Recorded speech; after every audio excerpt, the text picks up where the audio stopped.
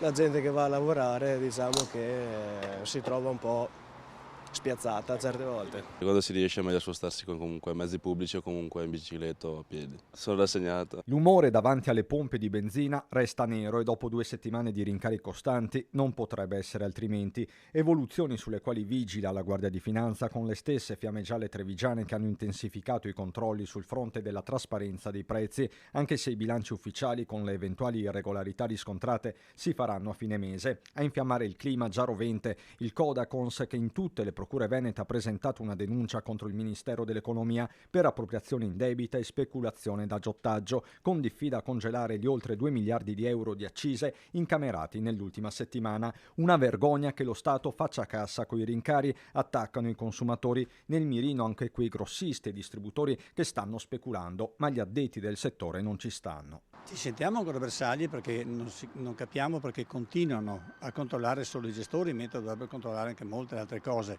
Proprio possiamo dire che da quel che mi risulta i controlli alla fine, tutte queste irregolarità sono irregolarità che non toccano minimamente né la concorrenza né i prezzi né altro. Su 100 euro di acquisto di carburante fatto da noi in Italia, il gestore normalmente ha un guadagno lordo, mi raccomando lordo, di 2 euro. Anzi, dai dati di Artigianato Trevigiano emerge come nella Marca il gasolio costi mediamente 5 millesimi di euro in meno rispetto alla media nazionale, 9 per la benzina. Il problema semmai è un altro ed è sempre lo stesso. I prezzi sono alti, sappiamo tutti che è per merito delle accise, merito per modo di dire.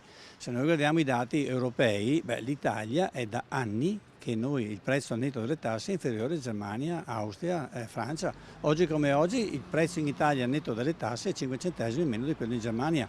Quindi non è che siamo evasori, speculatori o altro, semplicemente applichiamo la legge del mercato. Mercato o no, i consumatori escogitano vie alternative più o meno percorribili. L'unica cosa secondo me è comprare una macchina GPL e andare a gas, non a metano perché hanno aumentato anche il metano, quindi andare a gas, oppure andare a vivere a Livigno dove costa metà.